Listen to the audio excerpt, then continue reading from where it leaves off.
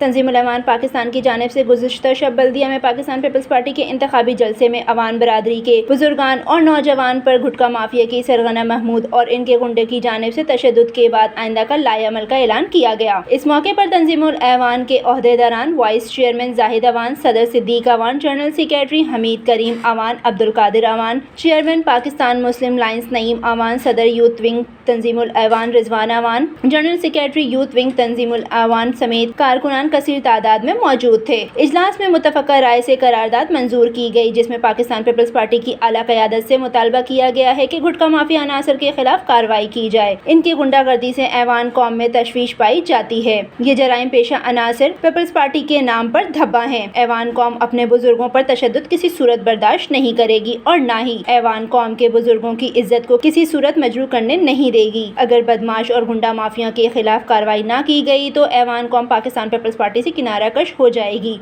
ऐवान कौम हक और सच का साथ देने वाली कौम है। कैमरा टीम के साथ Sana Khan, CNBC city news, Karachi. इस वीडियो को लाइक करें, हमारे चैनल को सब्सक्राइब कर बेल आइकन जरूर प्रेस करें हमारी न्यू वीडियो सबसे पहले देखने के लिए।